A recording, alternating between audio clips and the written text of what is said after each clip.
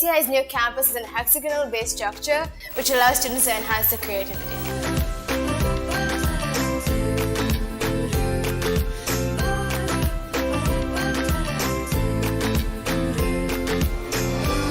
We've seen the kids grow as well as the school grow, and the kind of community that we have built together with the school, it's amazing.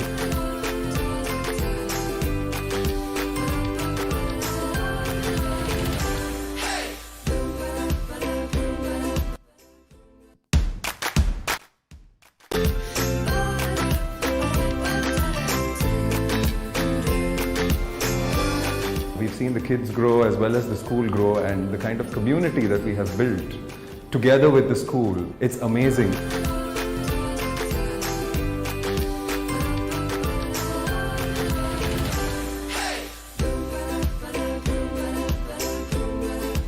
GCSE curriculum is a lot more holistic than others, and it's personally helping me focus on what I want to do in life rather than doing things like science and math.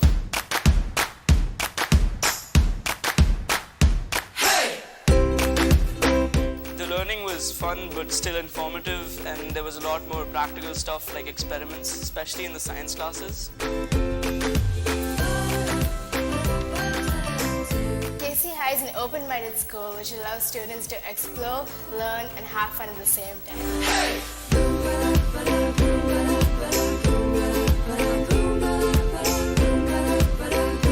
KC is really home to me. For my kids, it's home away from home. And it's everything that I wanted as a child for school, but my kids are getting it. KC is a place I look forward to coming every single day. KC is more like my family. KC is pretty much a way of life over here. I like KC from the moon and back.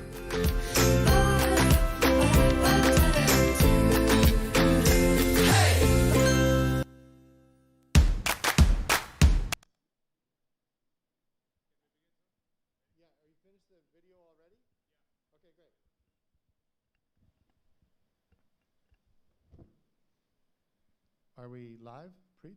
Okay. Good morning, everyone. Today is Saturday. I believe it's April 10th. Am I correct about that? Mira, Sindhu?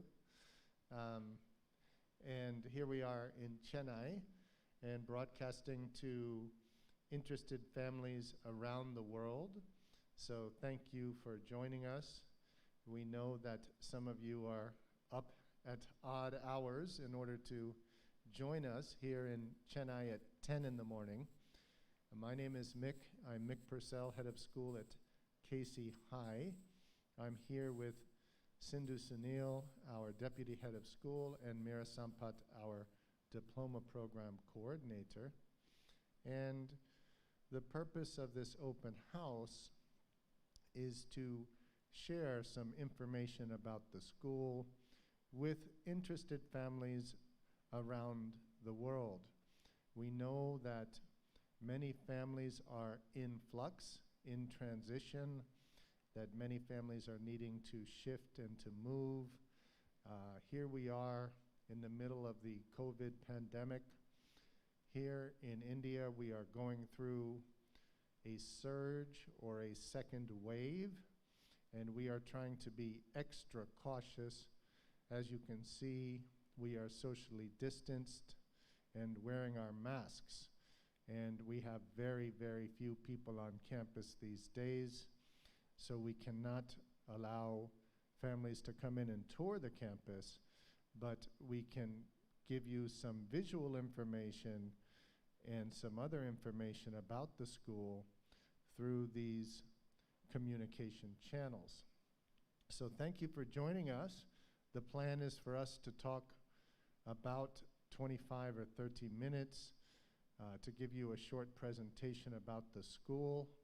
I believe you've already seen a short film about the school, to answer some of your questions, and then to do a virtual tour, which Sindhu will lead, to get an idea of what the campus looks like and how we do learning and teaching at KC High. Would you like to say good morning, Sindhu, Mira?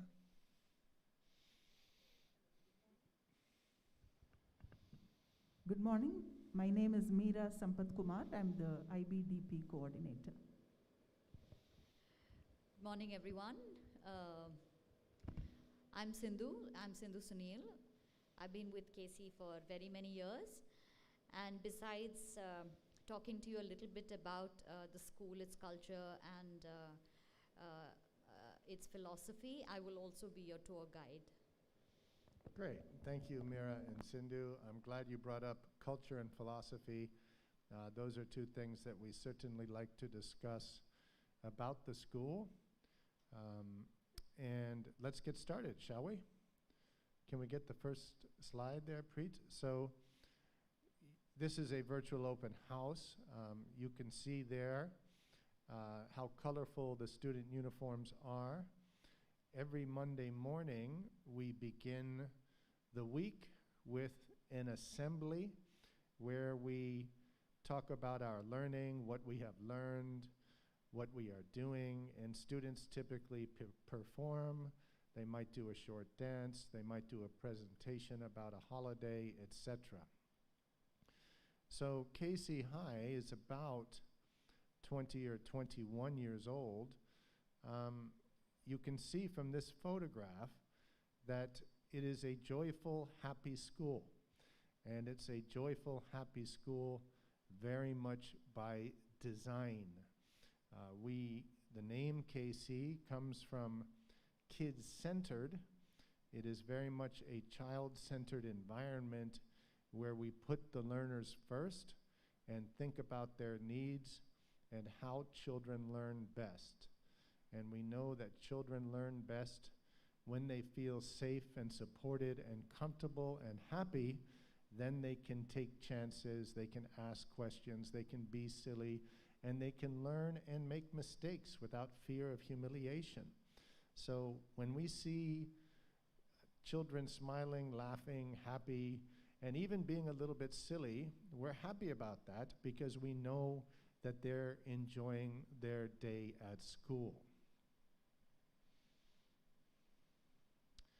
You can see that the board, which advises the school and gives us strategy and direction, includes Vali Subbiah, our founder, whose idea the school is, and several leading educators and business people from Chennai and around the country.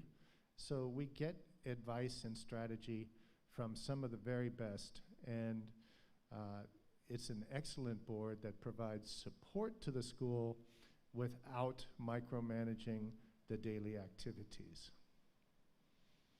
So our two basic founding principles are that we want two things for every child. We want them to get a quality education, and we want them to develop a social consciousness. So we're not only here to provide children with academics, but personality development, ethics, social responsibility, understanding their place within their communities and their societies and in the world at large is a very important part of our program. Sindhu, Mira, would you like to add anything about that?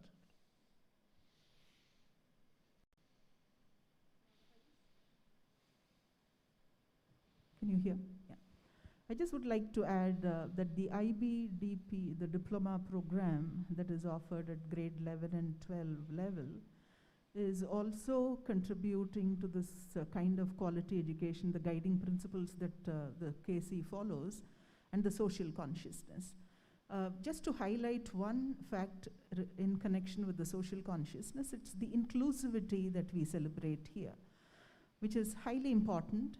And we are so glad that we are offering the IB diploma program where we are able to design and offer the subjects that the kids are interested in, despite the challenges that it might pose otherwise. But as far as possible, we still manage to include the interests and the abilities of students, and we have been quite successful so far. Yeah. Thank you, Mira. Anything else, Sindhu, or shall we go on? Let's go on. Okay. So you can see there are some of our guiding documentation and our guiding principles, our vision, our mission. Essentially, we're hoping that every learner who finishes KC High will be a courageous, caring citizen of the world who is competent and ready to do well and is empowered to build a better tomorrow.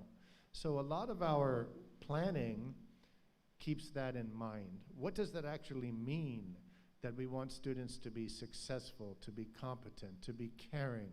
And how at every stage of the educational journey can we be working towards that vision? You see that we, in our motto there, we care, we collaborate, we catalyze, and we create a school that allows every child to get an excellent education and to develop his or her personality. Sindhu, you want to add anything about that?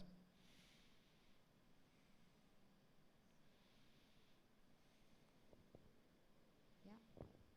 So when we talk about care, for example, it's just not about caring for the environment, caring for one's peers and teachers, but it's also when they are in to be resourceful, to be caring for the material that they are using every minute, how they interact with the material, the care they show when they see something, the empathy that they are able to, we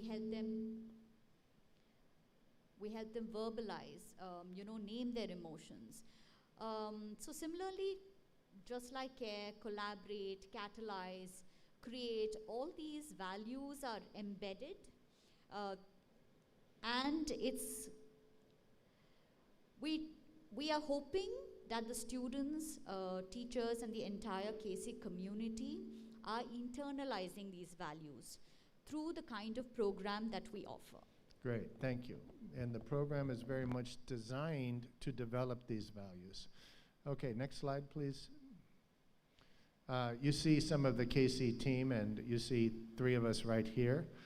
These are part of our leadership team. You can see a bit about the curriculum there. If we go on to the next slide, Preet. And that's our pre-primary team, the leadership team at the pre-primary school. So we have 2 campuses. The campus here, where we are now, is in Navalur on OMR in South Chennai. And then we have a campus in Kottapuram as well, which is pre-primary only through senior kindergarten. Next, please. So now it's a 23-year history, KC High. And you can see the story of the school is something like this. Our founder, Vali Subbiah, was studying in the United States, and she was working at Tufts University and Harvard University and some of the very best primary and pre-primary schools in the state of Massachusetts. And she felt very strongly that we need to bring these ideas back to my hometown of Chennai, and she came back and started the school as an after-school activity center and a pre-primary school. And we started, of course, with a lot of activities, a lot of fun, sharing is caring, circle time, and all of those pre-primary and grade 1 and grade 2 active learning, child-centered concepts. And from that, we grew. And those values are very much at the heart of the school and are still very precious to us. And even though sharing is caring, circle time, and active learning are associated with kindergarten and early primary years, we feel that they are still very much important right through high school and on into life. Right? Do you guys agree with that? Yeah? So we have these pre-primary programs.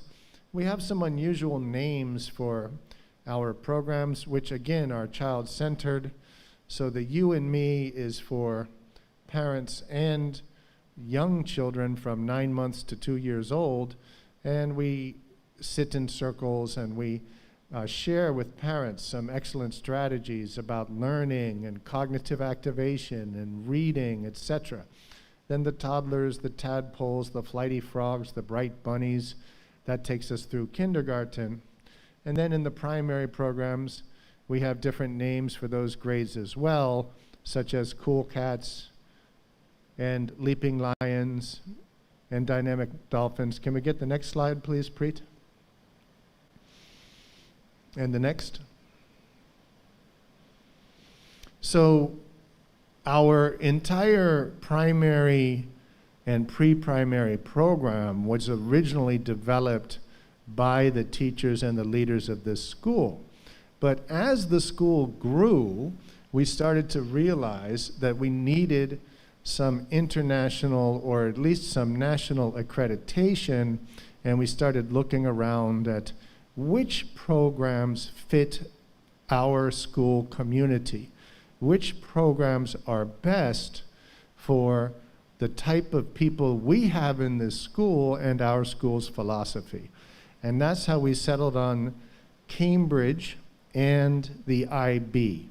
So now we're running the Cambridge Assessment International Education from grades kindergarten to grade 10. Sometimes it's known as IG or IGCSE, but actually it's the entire Cambridge program from primary, lower secondary, and IGCSE, from upper kindergarten through grade 10, and then we run the IB diploma program in grades 11 and 12. We often get the question from parents, why have you chosen Cambridge through grade 10 and the IB-DP in grades 11 and 12? It's a good question, but we have a very clear answer to it, and we're very happy with both of these programs. We feel that Cambridge matches our school community through grade 10. We're also happy with the IGCSE exams at the end of grade 10, and we do feel that the IB diploma program is simply the best pre-university program in the world, and it very much matches our students and their aspirations. They want to go to the best universities, both in India and across the world, and the IB diploma prepares them for that. So you could look real quickly and see that we have a wide range of subjects. We do a lot of different things in the KC curriculum. We have a lot of creative and professional subjects. We do a lot of art and design, a lot of sports. You can look at the IGCSE subject choices there and see, yes, we're doing drama, we're doing music, computer science, design technology is very popular. And most of our students take 8 of these subjects. They can choose anywhere between 7 and 9. And then in the diploma program, grades 11 and 12, we also have a lot of subject choices. Mira, would you like to add a few things about the subject choices in the IB diploma program? Sure, Vic. Can you hear? Yeah. So this year for 2022, the current batch, which is in grade 11, there are 15 subjects on offer, and most probably we'll be registering for about 80 different courses, including the levels. And currently we have, for 2021, we have registered about 75, and last year it was 72. I'm talking about the levels including. So it is a wide range, and we also are quite proud, which is quite unusual. We have 26 students in grade 11 currently who will be sitting for their May 2023 session examination. And the 26 students are engaged with 11 supervisors for their extended essays. And we have 11 different subjects going to be registered, including global politics, history, chemistry, physics, biology, English, and world studies. So it's quite a proud moment. It's not just the subjects that are available with IB, but the way the students are also engaged with those subjects and asking for those opportunities to be explored. Hence, the school is also able to cater to that, and the brilliant set of faculty here who are always wanting to be the risk takers and wanting to challenge themselves and support the students at every level. Such a proud of the team that we have here at KC. Thank you, Mira. I think it's probably a good time to just sort of pause and ask if we've received any questions in our YouTube chat box. Yes, we have quite a few comments. Okay, but it seems to be mostly comments so far. You see any questions there? No. Okay. So I think it's a good time just to say a little bit about our blended learning program and what we're doing now. We certainly get a lot of questions from families across the world about how is it going now. So we're now in April of 2021, and for the past 13 months, really continuously, we might have had a short break in July of 2020, but even then we were all working, and in particular the teachers were working really hard at learning these new skills. So for the past 13 months, we've been doing something that we call blended learning, meaning that it's a blend of online and offline activities, and it's also a blend of synchronous and asynchronous activities. So what that means is sometimes in the synchronous activities, all of the children come together with their teachers. They meet online, and they have discussions, they have activities, they have fun, which I think is important, and they discuss what they're learning. And then they go offline or online to their various learning activities that have been carefully designed by the teachers and the teams with capable assistance from the parents, I must say. I think that it's been an interesting adventure. I would say we're all looking forward to returning to school as soon as possible, but that we've learned a lot through the process, and it's gone surprisingly well. We're getting excellent feedback from the parents. I think the kids all miss coming to school, but they have remarkably stayed engaged, stayed active. Really, a lot of them have sort of soared and gone off onto new heights and into new planes. So we're going to have a lot of work putting it all back together once we get back to campus, and we're hoping that's going to happen in July.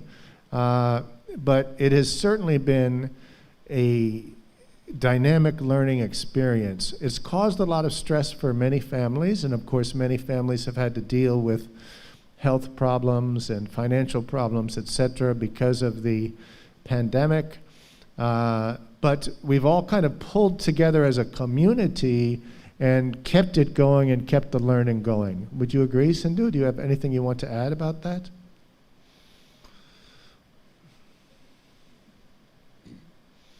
So completely agree on that, Mick. Also, an important thing is we continue to learn. We continue to take feedback to improve the blended learning program. We've really enjoyed the process while we worked very, very hard. I think we've enjoyed the process of upskilling ourselves in many unfamiliar areas. For some teachers, it was not easy doing that in technology.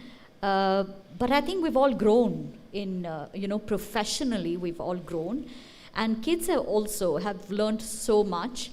And we've also, been risk takers, and we've experimented in terms of how to keep groups of students engaged So we try, all the breakout rooms. We have mentors to groups of 5 to 6 kids, not just following up. We do like check-ins. We have check-in meetings. The teachers have check-in meetings with these students, not to ensure that they are, not to just help them and support them with time management related to academic tasks and assignments, but just to ask the question, hey, are you okay today? Just to ensure that, their mental well-being.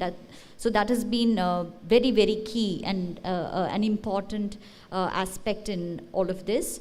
So we've all learned a lot, and we continue to learn. Yeah, and I cannot emphasize enough the importance of the social, emotional, and mental health of everybody in our community, not to mention the physical health. We've had a lot of families going through some difficult times, and a lot of kids we've had some students who've had to battle through COVID themselves, and a lot of students who are very worried about their grandparents, about their families, about their futures, about the planet, etc. So we've always tried to put the kid at the center of the experience, to understand what the child is going through and to make things better for the child, not worse. And I think our teachers have done a commendable job there, and the parents have continuously expressed their appreciation for what the teachers are doing. So we'll just go through real quickly some of the, let's see, do we have any, okay, somebody's answering. What are the alumni doing? And okay, first of all, what do HL and SL stand for? Good question. Higher level and standard level. Is the audio fixed now? I hope so. Can we provide some information on where the alumni are going and what are they doing? Shall I take that, or do one? Yeah. Right, so our first graduating class was the class of 2020. They did extraordinarily well on the IB diploma. They averaged 35 points, which is a fantastic set of scores. There were only 9 of them, as you can see. They are currently in countries around the world, including India, the UK, the US, Canada, etc. These are some of their placements.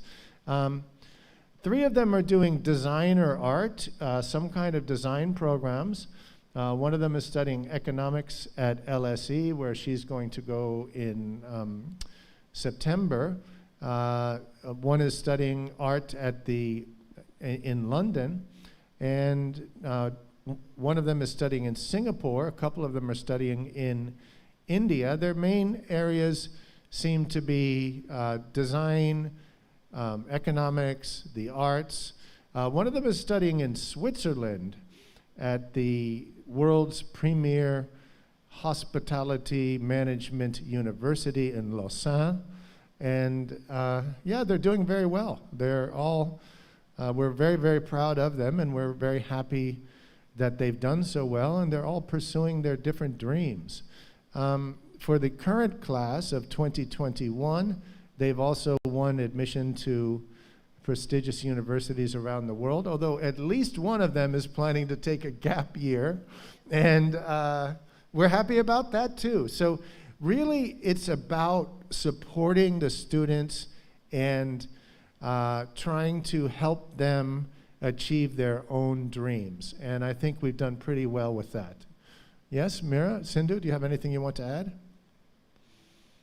So in the IB diploma, in grades 11 and 12, we are currently, we are requiring the IB. Now, if you want to go to the USA, the IB is an excellent program for that. And you don't need to get a top score to get into American universities, but we recommend that every student does the IB because we very much like its philosophy and its academic rigor, and we will help all of our students get through. Right, Mira? Do you want to add anything to that?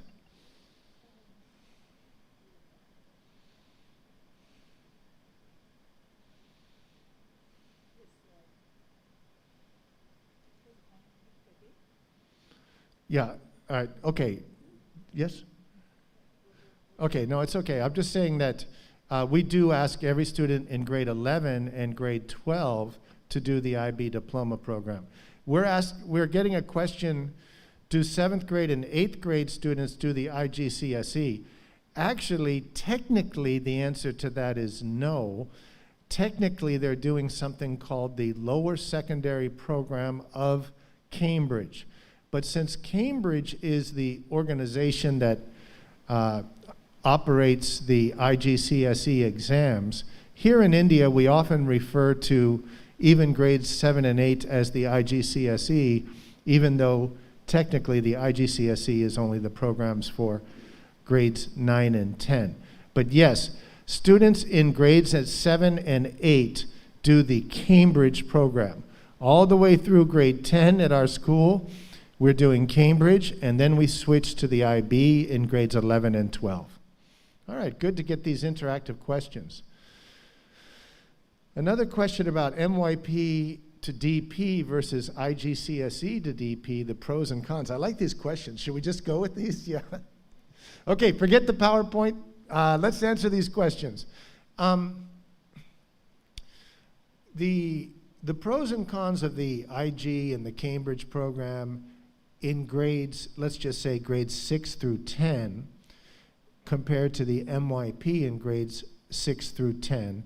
We'll leave out the primary programs and the PYP and the Cambridge primary for now. I would say that what we like about the Cambridge program is that it does give us structure and curriculum that keeps us on task and keeps us aligned with international standards, while at the same time it gives us freedom to innovate and to add our own programs, particularly around things like India, networking with local organizations, field trips, community service programs, sports and activities, etc. Whereas the MYP is a program that regulates large parts of your day so that you don't have enough time to innovate and to do things the way you like to do them. So here at this school, Casey High, I would say about 90% of our student body is at some level Indian, right? Now, they may be carrying American passports or Singapore passports, but as their grandparents are Indian, right? Right. And our parents feel it's really important that we connect to local organizations, local issues, and that our kids are grounded and ready to work in India, to live in India, to be Indian, and to understand their role in the world. And Cambridge gives us more freedom to sort of implement curriculum and community service projects that are tailored to our particular school community and the needs of this school community. The MYP is much more regulated. They tell you exactly which 8 subjects you need to do, and they tell you exactly how to assess each of those subjects, and it takes a lot of teacher training, and it's very complicated, and it's just not the right fit for our school community. So we're happy with Cambridge and the IB diploma. We're also very happy with the IB diploma. This formula works for us. It may be a different formula for a different school, but we're very happy with this, and we're going to stick with it, and we know what we're doing. Anything you want to add? No, Mick, I think you said it all. But absolutely, I think it gives us the freedom to innovate. So if there are a group of kids in grade 2 who suddenly are are talking about stars and the galaxies, the teachers have the freedom to sort of take that and do a lesson around it and do activities around it. So I think it's important for teachers of higher order thinking to sort of have that space to experiment. I would just like to add that it all lies in the school's philosophy and the guiding principles, I believe. So we are not in any way disadvantaged, if you will, by not doing MYP, but rather have the advantage, as Mick pointed out, to choose, have the freedom and have the space and the time to choose what we would like to do. And by immersing our children in the global, in the local culture as the community would expect us, not to ignore the global contexts, but it is an opportunity not to be ignoring the local context and embrace the culture that they are living in and give them the taste of it, which is going to be difficult in a scenario where they move out of the country for higher education. They do carry the culture with them, so they are not missing that opportunity. So that is provided at KC High. Why is it so? It's because of the philosophy and the guiding principle which permits us, and it is aligned with the IB program and the IB philosophy and the Cambridge philosophy. So I would say that we are not disadvantaged at all in any way. Because we do the IB program at grade 11 and 12 level, we know what are the expectations at the IB.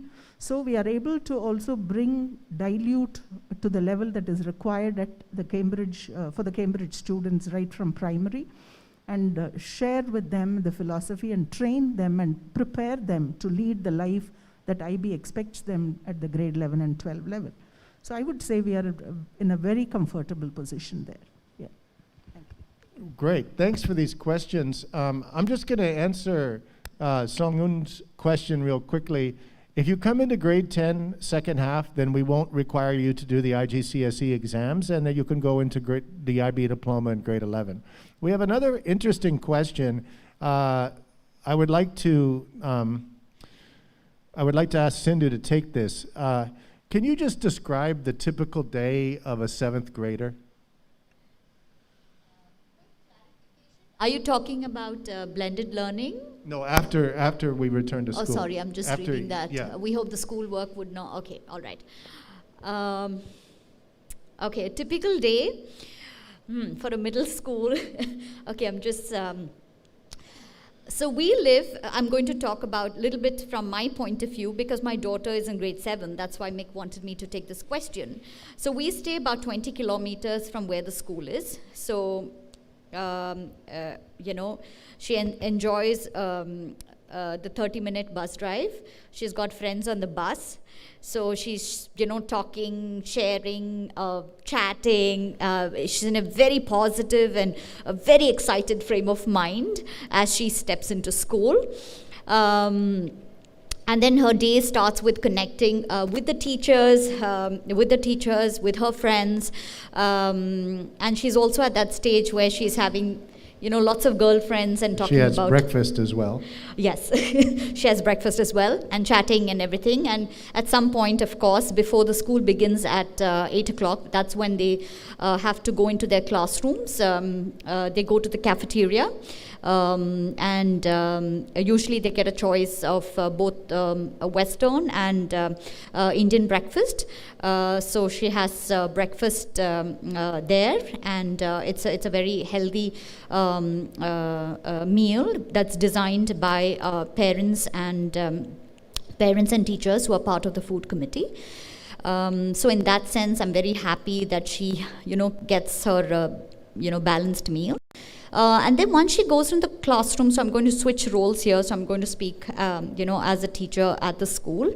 So her typical day would see her engaged in small group, whole class, and independent activities that are related to subjects like your sciences, math, and all of that.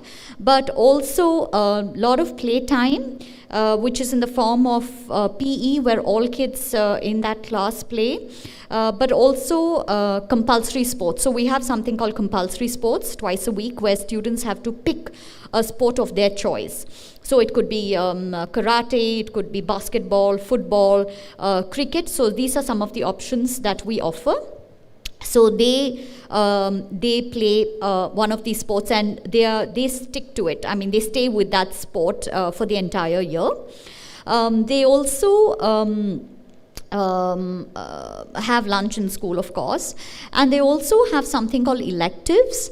So these choices of electives usually changes from year to year depending on student needs. So we like to listen to the students and understand their interests. To give you some examples of these electives, robotics, ultimate frisbee. Then we have some money-wise to understand, financial literacy, basically, cooking. So these are some of the choices that are given. And the kids, so this is offered to all middle schoolers. So during electives, kids who've chosen cooking, for example, come together. So this is also an opportunity for students of intergrade levels to interact, share, come together, get to know each other, and all of that as well. Then they have, circle time, they have sharing time with the teachers, they have lots of reflection time, lots and lots of reflection time, which starts off at the beginning of the day. So I have seen students during homeroom time sit in a quiet corner, reflect on some questions, and of course at the end of the day as well as to how their day has been. Then they grab a snack on the way out, and both their buses or private vehicles, depending on how they have come. And once she gets, now I'm going to switch back to being a parent, and once she gets back home, so my daughter plays like tennis as well, so she's got enough time dedicated to playing tennis. She's also learning Carnatic music. She's got enough time to pursue that as well. And she typically spends about, it's been a while ago, about 25 minutes or so on homework, I would say, on a given day. And her weekends are usually like devoid of any homework. So, and I think I've sort of covered it. That describes the day very well. I think we try to achieve a balance of homework, not too much, not too little. 25 minutes maybe for your daughter. There will be some kids who spend more time than that on homework. It depends a lot on the individual learner. And that's our philosophy basically about homework. We realize that a lot of parents like homework, but it's very important that the homework is meaningful, that it's related to what they're learning in class, and that it's useful, right? Absolutely. And also sometimes I do see that if she's reached out to a teacher because she is struggling with something, it's possible, the teacher might have given some additional video to watch or Khan Academy for math or something like that. So, yes. Yeah, and I think one thing we can add to that, which relates to a separate question that I'm seeing, is what is the in-classroom experience like? So you're going to get a tour of the school in a few minutes, right? And you will see that our architecture is very much set up so that children spend a lot of time interacting with each other, discussing what they're learning with each other. There's a lot of peer-to-peer learning, and the activities have been very carefully designed by the teacher to enhance that peer-to-peer interaction, the learning that goes on when children speak to each other.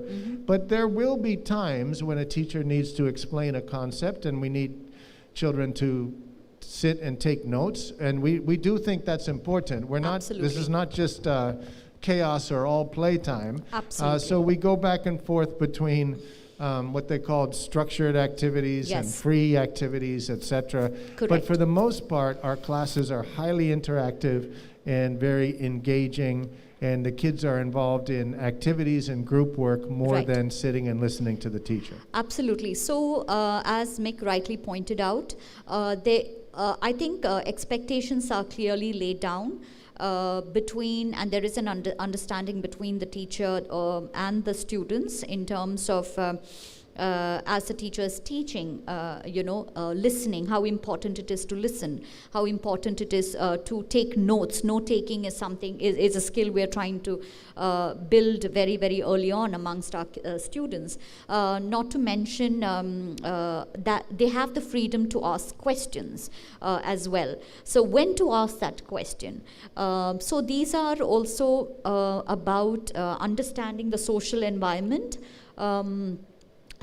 Yes, so there are times when students are focused, it's quiet, they're very serious, and there are times when they are heavily engaged in debates and all of that, which can be loud.